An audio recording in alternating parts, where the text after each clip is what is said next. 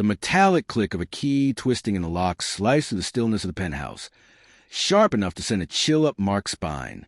He froze in the dim foyer, heart thudding in his ears, his briefcase dragging heavily at his side like dead weight. It was 9:47 p.m., far too early for him to be back from the Chicago conference. He hadn't told Claire about the earlier flight. He wanted to surprise her, but then came the laughter. Soft, muffled from the direction of their bedroom. Hers, unmistakable, woven with a deeper, unfamiliar voice that twisted his stomach tight. Mark's breath caught. His mind scrambled for denial, refusing to accept what his ears already had. He set the briefcase down. The dull thump disappeared into the carpet silence. Beyond the wide glass windows, the city sparkled in cold silver light. He started walking, slow, deliberate steps, as if the air itself resisted him. Every instinct screamed to turn back, to pretend nothing was wrong. But something stronger dragged him forward, pulling him toward the truth like a moth drawn to fire. Claire's voice grew clearer now, playful, lilting in a way he hadn't heard in months. "You're awful," she teased, her tone dripping with flirtation.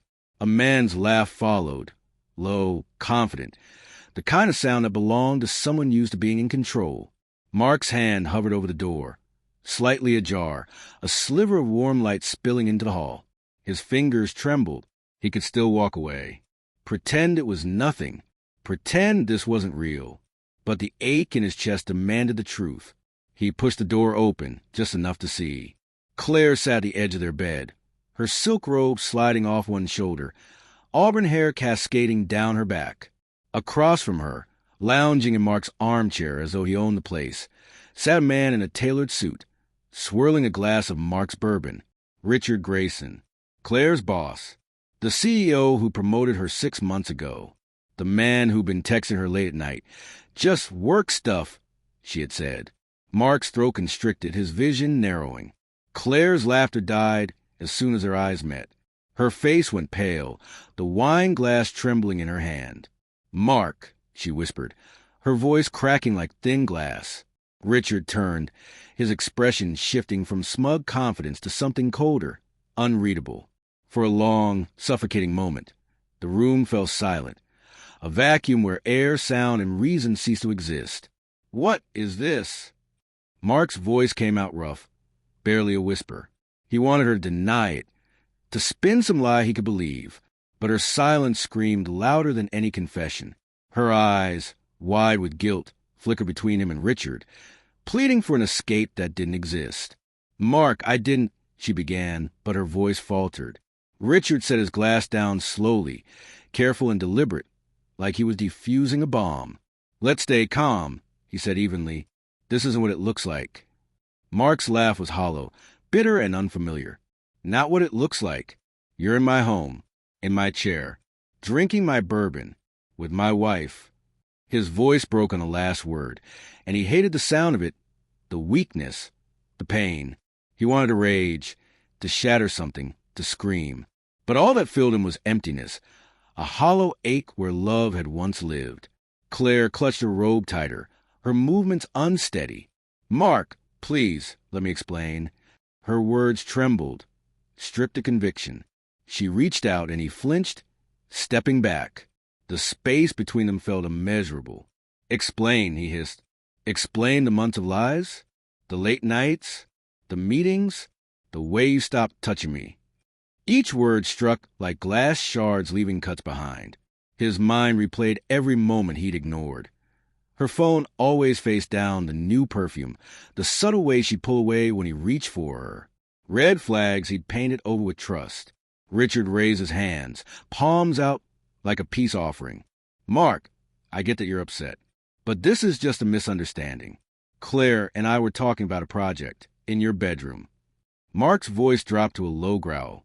"A project," he repeated, fists tightening at his sides. He wanted to believe it, to cling to any shred of denial, but truth cut deeper with every passing second. Claire stood silent, eyes shining with tears. "Mark, I'm so sorry," she whispered. "It wasn't supposed to happen. Not like this. Not at all." Her confession hit him like a blow. His knees felt weak. The room tilted. The woman he'd loved for a decade, the one he'd built his world around, had just destroyed it. Why? The word tore from his throat, raw, pleading. Why, Claire? Wasn't I enough? Was our life not enough? Tears spilled down her cheeks. It's not you, she cried. I don't know. I got lost. And Richard, her voice broke apart. Richard's jaw tightened. He didn't speak. He didn't need to. His silence was admission enough. Mark's mind raced through every memory.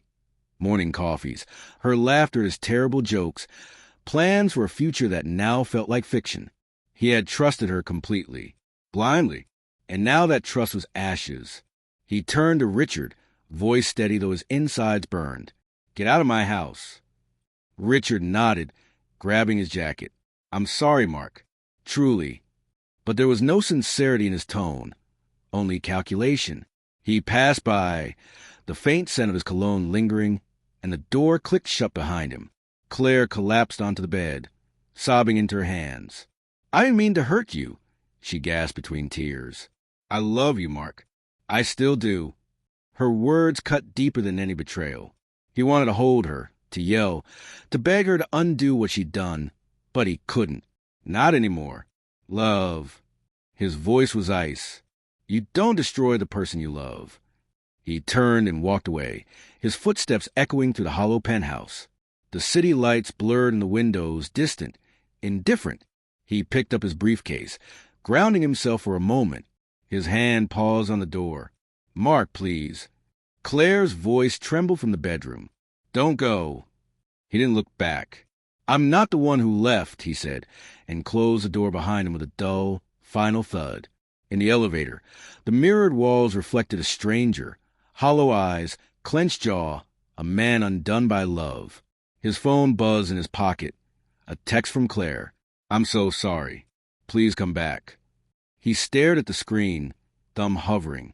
Then, slowly, he powered it off. Outside, the city throbbed with life, indifferent to his heartbreak. He stood on the sidewalk, cold air biting his skin, realizing he had nowhere to go. The life he'd known was gone, replaced by a truth he couldn't unsee. And yet, through the wreckage, a fragile clarity emerged. He would survive this. He would rebuild. And someday, he would be whole again, without her.